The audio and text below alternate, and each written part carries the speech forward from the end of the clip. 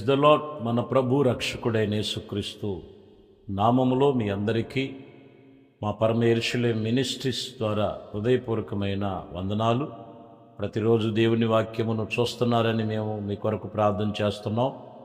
అలాగే మీరు చూడటమే కాదు, ఇతరులకు కూడా వాక్యాన్ని షేర్ చేయండి. దేవుని వాక్యము అంచె దినాలలో మనం ఉన్నాము.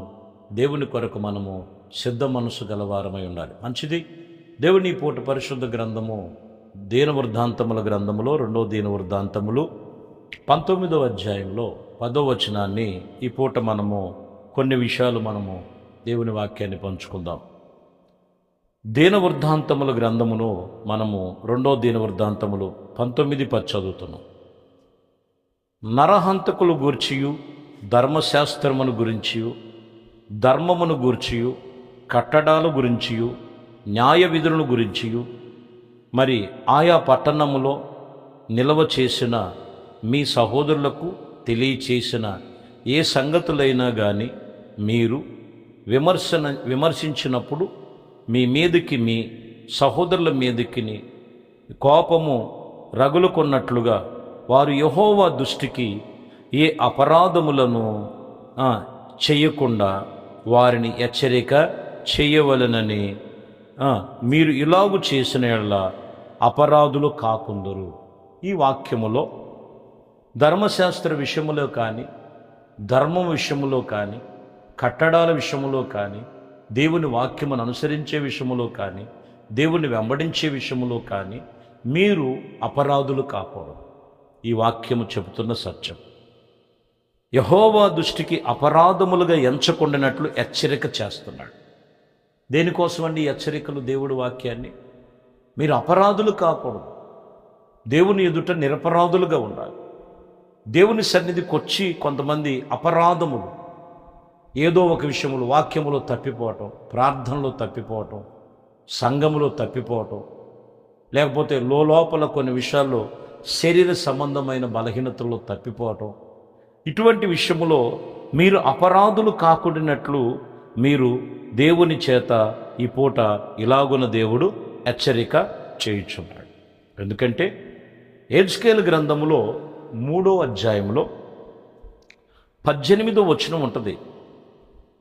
18వ వచనంలో అవశ్యకముగా నీవు మరణమవుదువని నేను దుర్మార్గుని గురించి ఆజ్ఞ ఇయ్యగా నీవు అతనిని హెచ్చరిక చేయక అతడు జీవించినట్లుగా తన దుర్మార్గత ఎంతనో విడిచిపెట్టవలెనని వారిని హెచ్చరిక చేయక ఉండిన యెడల ఆ దుర్మార్గుడు తన చేసిన దోషమును బట్టి మరణమగును. కానీ అతను రక్తము నీకు నిన్ను ఉత్తరవాదిగా ఎంచదు. చూసారా? ఖచ్చితంగా హెచ్చరిక చేయమంటున్నాడు ఇక్కడ. దుర్మార్గుడు దుర్మార్గతను దుష్టత్వమును మానటానికి దేవుని వాక్యము హెచ్చరిక చేయమంటున్నాడు. ఈ హెచ్చరిక చేయకపోతే ఏమవుద్దంటే వాడు మరింత ఎక్కువ దుర్మార్గతలో పడిపోతాడు, మరణములోనికి వెళ్ళిపోతాడు. ఆడు లోకములో ఉన్నటువంటి కొన్ని పరిస్థితుల్లో పడిపోయి పాపములో శాపములో మరణమైపోయినప్పుడు వాడికి నీవే ఉత్తరవాదిగా ఉంది. దేవుడు ప్రతి ఒక్కరిని నీ ఒక్కదానికే కాదు, నీ ఒక్కడికే కాదు, నీ కుటుంబానికి నువ్వు చెప్పాలి. ఈరోజు వాక్యం హెచ్చరిక చేస్తుందంటే అపరాధములు చేయకుండా తప్పును తప్పుగా ఖండించాలి. చూడండి, తప్పును తప్పుగా ఖండించేటువంటి లోకములో లేదు, కానీ వాక్యం ఖచ్చితంగా ఖండిస్తుంది. అపరాధి అన్నవాడు ఇంకా అపరాధములు దుర్మార్గతలోకి వెళ్ళిపోతాడు. వాడిని హెచ్చరిక చేయాలి.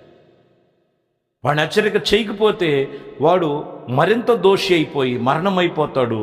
వాడికి నీవే ఉత్తరవాదిగా ఉంటావని బైబిల్ చెప్తుంది. కాబట్టి ప్రియ సహోదరులారా, వాక్యం చెప్తున్నటువంటి మాటలో చాలా జాగ్రత్తగా గమనించాలి. తప్పును, పాపమును, వ్యసనమును, బలహీనతను, లోపమును ఎటువంటిదైనా కానీ దేవుణ్ణి తెలుసుకున్న తర్వాత మొదటిగా ప్రభు చెప్తున్నారు, దానిని హెచ్చరిక చేయి. లేకపోతే వాడు అపరాధి అవుతాడు అనేది ఇక్కడ సత్యం చెప్తున్న మాట. ఎందుకంటే చూడండి, మనం గమనించినట్లయితే వాక్యం చెప్తున్నటువంటి విషయములో యేసు ప్రభువారు ప్రతి విషయములో లేఖనములు తెలియజేసినటువంటి రీతిని బట్టి ఏమని ఉన్నదంట మనకు తెలియజేస్తున్నటువంటి మాటలు. ఇదిగో నేను ఈ లోకములోనికి వచ్చినప్పుడు వాక్యము రాయబడినటువంటి విషయములో పిలాతు కూడా అల్లర్లు చూసి కొన్ని పరిస్థితులు చూసి ఏమని రాయబడి ఉన్నది మనం చూసినట్లయితే, ఈ అపరాధి విషయములో ఈ నిరపరాధి విషయములో నేను దోషిని కాకుండా నాలో ఏ అపరాధములు రాకోకుండా ఉండటానికి అతను బేషనుతో నీళ్లు తెప్పించుకొని చేతులు కడుక్కున్నట్లుగా దేవుని వాక్యము రాయబడి ఉన్నది. కాబట్టి ప్రియమైన సహోదరులారా, వాక్యం చెప్తున్నటువంటి మాట ఇదిగో, ఈరోజు హెచ్చరిక చేసేది, నీవు అపరాధి కాకూడదు, దేవుని యందు నిరపరాధి అయి ఉండాలి. పరిశుద్ధ గ్రంథములో మరి అపోస్తుల కార్యములు 27వ అధ్యాయములో 10వ వచనాన్ని చదువుతాం. 10వ వచనములో, అప్పుడు పౌలు, అయ్యలారా, ఈ ప్రయాణము వలన ఇదిగో వాడకు మాత్రమే కాక మన ప్రాణములకు కూడా హాని కలిగేటువంటి బహు నష్టము కలగటకు నాకు తోచుచున్నదని చెప్పి వారిని హెచ్చరిక చేసి. చూసారా, వీళ్ళు ఈ ఒడ్డున ఉన్నప్పుడుగానే చెప్పాడు దైవజనుడు పౌలు, అయ్యలారా, నాకెందుకో ఈ ప్రయాణం వలన నాకు హాని కలుగుద్దని, నష్టం కలుగుద్దని నేను అనుకుంటున్నా. మన వస్తువులకే కాదు, మన ప్రాణానికి కూడా నష్టము కలిగేటువంటి అవకాశాలు ఉన్నాయి బాబు అని చెప్పినప్పుడు వాక్యం చెప్తున్న మాట 11లో చదివితే ఏమని ఉంది ఇక్కడ? 27:11లో, అయినను శతాధిపతి పౌలు చెప్పినది నమ్మక, నాయకుడు చెప్పినటువంటి వాడ యజమానుడు చెప్పిన మాటలే నమ్మాడు. చూసారా, ఈరోజు దేవుడు చెప్పే మాటలు వినరు. ప్రాణానికి నష్టం కలుగుద్ది, ఆస్తికి నష్టం కలుగుద్ది, వాడ బ్రద్దలైపోయే పరిస్థితులు ఉన్నాయి అని ముందుగానే హెచ్చరిక చేశాడు. ముందుగానే దేవుడు హెచ్చరిక చేస్తాడండి. కానీ దైవజనుడు మాట వినలేదు, ఎంత మాత్రం నమ్మలేదు. చూసారా, మీరు అదే వాక్యములో మీరు గమనించండి. 27-21లోకి వచ్చేలకే, వారు బహుకాలము భోజనము లేక ఉన్నందున పౌలు వారి మధ్య నిలిచి, అయ్యలారా, మీరు నా మాట వినక కేతు నుండి బయలుదేరకయు ఉండవలసి ఉన్నది, అప్పుడు హాని నష్టము కలగకపోవును. చూసారా, ఇప్పుడు నష్టం జరిగిపోయింది, కష్టాల్లో పడిపోయారు, బహుకాలం నుంచి భోజనం లేదంట, ఒక దీవిలో వీళ్ళు అనాథలుగా మిగిలిపోయినట్లుగా రాయబడు. చాలామంది జీవితంలో దేవుడు హెచ్చరిక చేసేది అందుకే, నీ జీవితంలో కొన్ని నష్టాలు జరగకోకుండా ఉండటానికి, నీ ఆత్మీయ జీవితంలో కొన్ని నష్టాలు కష్టాలు జరగకోకుండా ఉండటానికి, నీకున్నటువంటి కొన్ని పరిస్థితుల మధ్యలో ఏ నష్టములు కష్టములు రాకోకుండా ఉండటానికి దేవుడు వాక్యం చెప్తున్నటువంటి విషయంలో, ప్రియమైన దేవుని బిడ్డలారా, ఇదిగో వారు ప్రతి ఒక్క విషయంలో దేవుడు హెచ్చరిక చేస్తాడు. కాబట్టి ఈరోజు వాక్యం చెప్తున్న మాట, యేసు ప్రభువారు గొప్ప దేవుడు ఆయన. ఈరోజు దేవుడు ఎందుకు హెచ్చరిక చేస్తున్నాడంటే, నువ్వు అపరాధములుగా ఎంచొద్దు, అపరాధిగా నువ్వు ఎంచకూడదు, నిరపరాధిగా ఉండాలి. రెండోది మనం చూసినట్లయితే, హెచ్చరిక చేసినప్పుడు వినకపోతే ఏం జరుగుద్దంటే వాడ బ్రద్దలైపోయింది, చాలా నష్టములు జరిగినాయి. చాలామంది కుటుంబాల్లో నష్టాలకు గల కారణం ఏంటో తెలుసండి. చాలామంది అనుకుంటారు రక్షణ పొందుకున్నాం, మేము దేవుని దగ్గరికి వెళ్తున్నాం అనుకుంటారు. వాళ్ళలో కొన్ని హెచ్చరికలు దేవుడి వాక్యానికి లోబడకపోవటం, దేవుడి వాక్యానుసారంగా నడవకపోవటం, దేవుడు చెప్పినటువంటి క్రమాన్ని పాటించకపోవటం, దేవుడు చెప్పినటువంటి సూచనలు వాళ్ళు ఆచరించకపోవటం, ఇవన్నీ కూడా హెచ్చరికలు, నష్టములు.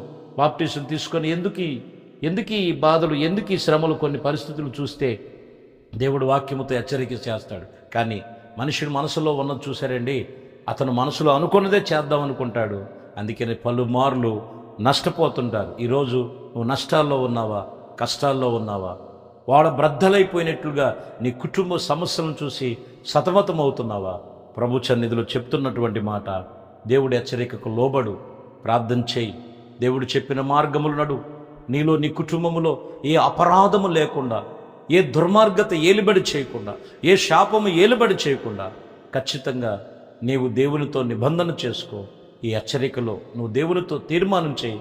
దేవుడు నిన్ను అన్ని విషయములో అదరికి చేర్చగలిగిన వాడు, నీకు కావలసిన ప్రతి ఒక్కటి కూడా ఆయన ఆశీర్వాదముగా మార్చగలిగిన వాడు. ఎప్పుడనంటే ఆయన హెచ్చరికలకు నువ్వు లోబడి ఆయన మాటల ప్రకారంగా నువ్వు నడుచుకున్నప్పుడు, అట్టి విషయంలో దేవుడు నీ కుటుంబానికి మేలు, ఆశ్చర్యమైన కార్యాలు, ఆయన కార్యములు ఎప్పుడు జరుగుతున్నాయి అంటే ఆయన హెచ్చరికల ద్వారానే నువ్వు పొందుకోవాలి. అట్టి కృప మీ అందరికీ కలుగు చేయనుగాక. ప్రార్థన.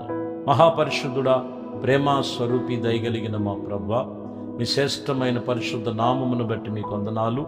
ఈ ఉదయకాలము నాయనా అయా మరి అపరాధులు కాకుండా నిరపరాధులుగా ఉండటానికి హెచ్చరిక చేస్తాడు. ఎక్కడ అయా మరి నీతి తప్పి, యథార్థతను తప్పి, ధర్మశాస్త్రమును, ధర్మ విధులను, దేవుని వాక్యమును, దేవుని కట్టడాలను, పాత నిబంధనలు చెప్పినట్లుగా ఇదిగోనైనా మీ కృపలో అయా ఏ విషయములో, సంఘములో, సహవాసములో, ప్రార్థనలో, ఆత్మీయతలో తప్పిపోకుండా మీలో జాగ్రత్తగా నడుచుకున్నట్టే అక్కడ మేలు ఉంది. అజాగ్రత్త కలిగి ఉంటే అక్కడ కీడు, దుర్మార్గత, నష్టం ఉన్నదని బైబిల్ చెప్తుంది. అటు విషయములో ఎటువంటి నష్టాల్లో ఉన్నా ఆ నష్టమును, కష్టము నుంచి కడతేర్చి మీ సన్నిధిలో గొప్ప సాక్షులుగా నిలవబెట్టమని యేసు క్రీస్తు పరిశుద్ధ నామములో ప్రార్థించి వేడుకొనుచున్నాము తండ్రి. ఆమేన్. ప్రభు మిమ్మల్ని దీవించి ఆశీర్వదించునుగాక. ఆమేన్. దేవునితో వచ్చిన పరిశుద్ధ